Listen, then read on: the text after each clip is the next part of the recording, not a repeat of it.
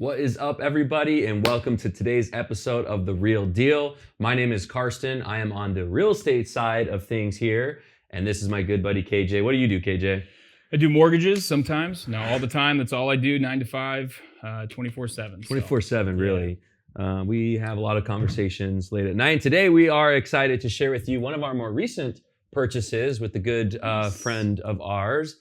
And, this one's interesting because sometimes people just want the best deal. They want, these concessions. They want, the negotiations. And we totally understand that. I'm going to, negotiate every single deal like it's my own house. But sometimes the deal itself or the win itself is actually the house.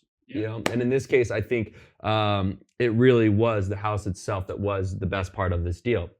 So with that being said, Luis, like many of our clients, this is a second property. And I believe, did you end up using rental income to help with the qualification on this one?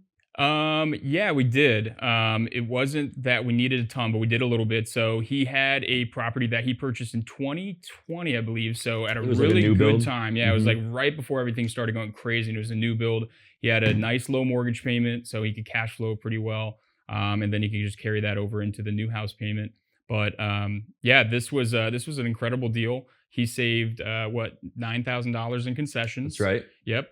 And then, from the loan perspective, he was actually, so this is something that I've never done before. So we had set him up on a loan, and just at that time, this was about a month ago, interest rates started just plummeting, which they haven't been. And they plummeted to the point over the course of about 2 weeks to where his interest rate was about 1% lower. But once you lock, you can't unlock. So I was kind of having a moral dilemma of like, well, what do I do here? Like, do I, just keep going forward and not tell him, or do I try to find another option? So the cool thing about being a broker is I'm not tied to one option. I have 10 to 15 lenders I can go to.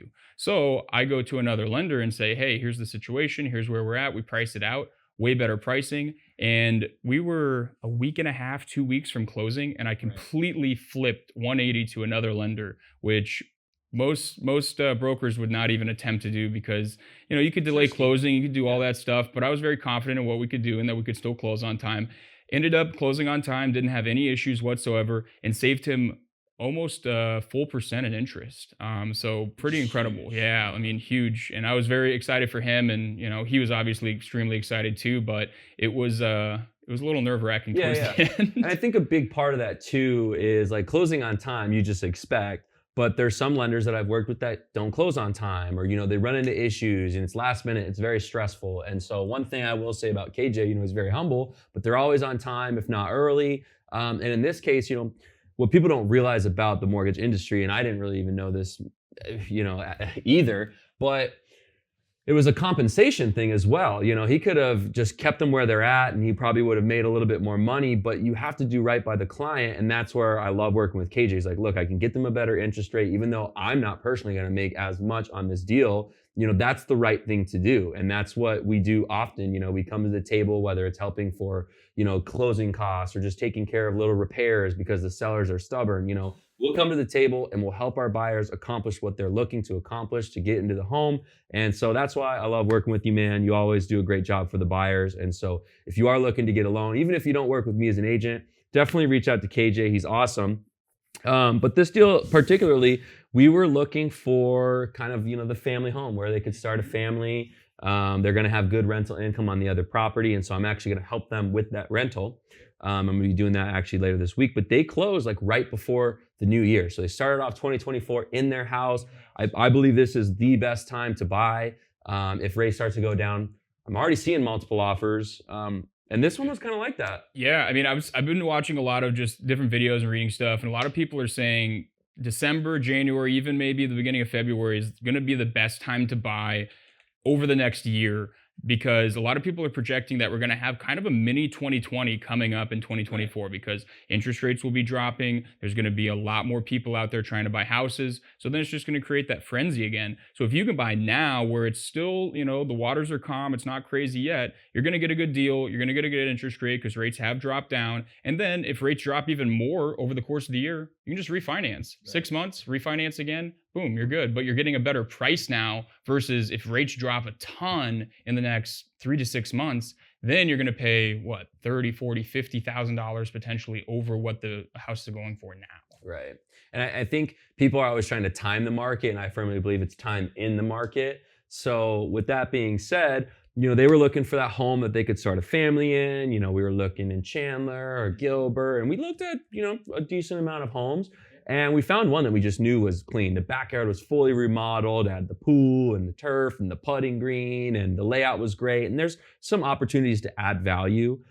This is in South Chandler, where we see a lot of development with Intel. A general rule of thumb for me is follow the cranes. So if there's big developers, in the area, like, you probably know it's a safe investment. They've got, billions of dollars and analysts and economists. And so they ended up buying in a great neighborhood. The house was built in 2003. That's relatively newer for real estate. I have a house in 1928, so Yeah, quite a bit That's newer. old, those crack into different issues. But ultimately, the sellers were pretty firm on their number. And we ended up going at contract price, which was $644,900. And, they, throughout inspections, they were pretty firm. They didn't really want to do much. But after, the negotiations, we can talk more about how I navigate negotiations and accomplish those things. They walked away with $9,000, covered the closing costs. And here's the funny thing, because you might be listening and be like, okay, they're firm, but then you got $9,000. How does that work? So Karsten always says that he's humble too. He'll come and be like, yeah, these sellers are pretty firm in the beginning. We probably won't get any concessions. We're just going to go in at, whatever the price is that we agree on. It's like, okay, great. And then as things go on, there's so many just like stop points throughout a loan and throughout an escrow of closing where you can say, okay, well, hey, inspection, we want, 5,000. Okay, appraisal, we want 4,000. And then at the end of it, these people that were firm in the beginning now are giving up $9,000. That's a good chunk of change at the end of the day. I mean, that's coming out of their pocket, and it's all negotiations because of Karsten. And that doesn't happen with every single person. A lot of realtors that I've worked with, what they're going to do is they're going to say, hey, they're firm up front, and then it's going to be the exact same deal they started with that they finish with. Where with Karsten, it's not a guarantee you're going to get something, but it's a pretty dang good chance that you're going to get some kind of concessions at the end of the day. Yeah, and some people prefer repairs. There's a lot of different things that go into it. So we want to talk to every buyer about their goals and what they're looking to accomplish. But sometimes the win is truly the house. This house is very clean. It's newer. It's perfect for them. It's a single level, 3-car garage, RV gate. I mean, it checks like all the boxes. Big primary bedroom, split floor plan. So, we want to make sure, of course, you get a good deal, but you find a home you love. So if you're looking to buy or make a move, it's never too early to game plan. Again, my name is Karsten. This is KJ. Thanks for tuning in to another episode of The Real Deal. And we'll see you on the next one. Pioneer Title. Thank you.